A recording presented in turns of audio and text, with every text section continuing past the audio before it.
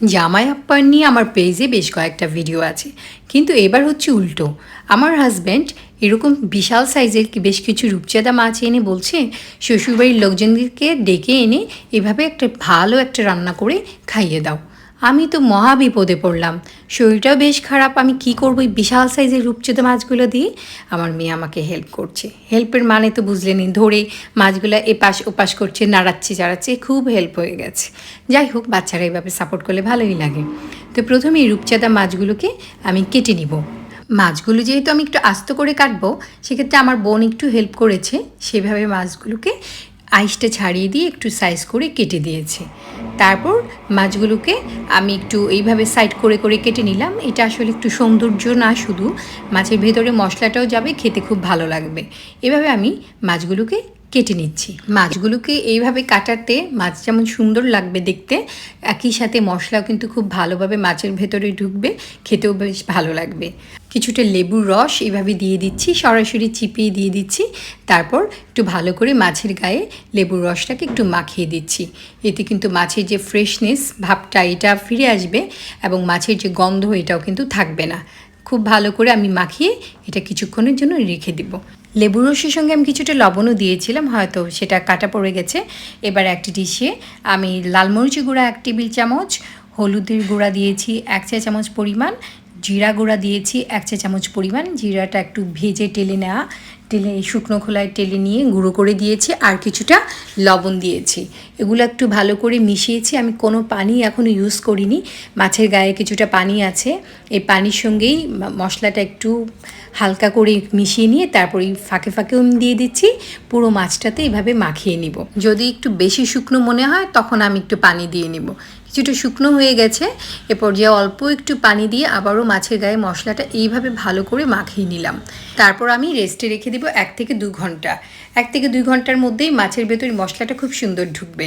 এবার একটি বড় হাঁড়িতে আধা কাপ তেল নিয়েছি, আর পেঁয়াজ বাটা নিয়ে নিয়েছি 1 কাপ পরিমাণ। আদা বাটা দিয়ে দিলাম 1 টেবিল চামচ পরিমাণ, আর লাল মরিচি গুঁড়া দিচ্ছি 1.5 চা চামচ পরিমাণ, আগেও যেহেতু দিয়ে দিয়েছি।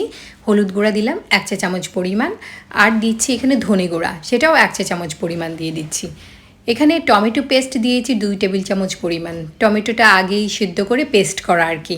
এটা আমি ফ্রিজে রেখে দিয়েছিলাম, আপনারা চাইলে টমেটোর টুকরোও দিতে পারেন। কিছুটা লবণ দিয়েছি, রসুন পেস্ট দিয়ে দিলাম 1 চা চামচ পরিমাণ। তারপর অল্প করে একটু একটু পানি দিয়ে ভালো করে মশলাটা কষে নিব। আমি খুব বেশি তেল ইউজ করিনি, খুবই অল্প আছে এটাকে কষিয়ে নিয়েছি। চমৎকার একটা কালার হয়েছে। তারপর আমি চুলাটা বন্ধ করে মশলাটাকে ঠান্ডা করে নিয়ে এবার ঘরে পাতা দই দিয়ে দিয়েছি। এটা দিয়েছি 2 টেবিল চামচ পরিমাণ।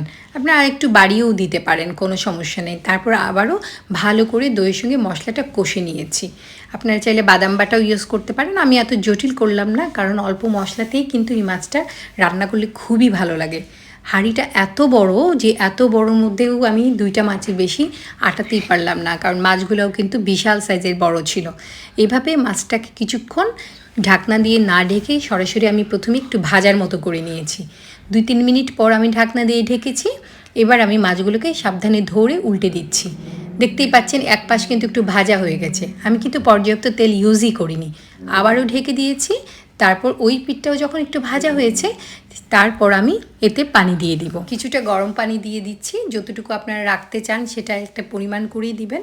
যেহেতু মাছ খুব বেশি সেদ্ধ হওয়ার জন্য সময় নেবে না, আর ম্যারিনেট করাতে এবং লেবুর রস থাকাতে এমনিতেই দ্রুত সিদ্ধ হয়ে যাবে। তারপর আমি একটু নেড়ে দিচ্ছি। এটা কিন্তু আর উল্টানো পাল্টানোর সুযোগ নেই, তাই আমি হ্যান্ডেল ধরে কিছুটা নেড়ে দিয়েছি। এবার কিছুটা জাল হতে আমি ঢাকনা দিয়ে ঢেকে দিব।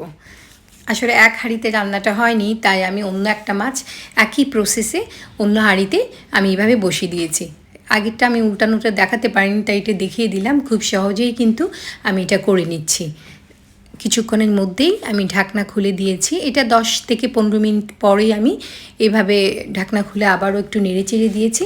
চুলার আঁচটা কিন্তু আমি বেশি রাখিনি। আমি খুব বেশি আঁচে রান্না করতে আসলে পছন্দ করি না, কারণ এতে স্বাস্থ্যগত ঝুঁকির বিষয়টা কিন্তু আছে। তাই আমি অল্প আঁচেই আসলে রান্না করি। খাদ্যের পুষ্টিমানও বজায় থাকে, আর রান্নাটাও কিন্তু বেশ টেস্টি হয়। আমার মাছটা কিন্তু অলমোস্ট হয়ে যাচ্ছে, রান্নাটা অলমোস্ট হয়ে যাচ্ছে। ঝোলটাও কিন্তু চমৎকার ঠিক হয়ে গেছে, আর তেলটা উপর দিকে ভেসে আসছে। আমি কাঁচামরিচ দিয়ে দিচ্ছি আর ধনেপাতা কুচি কুচি করে দিয়ে দিচ্ছি। এখানে আপনারা পুদিনা পাতাও ব্যবহার করতে পারেন।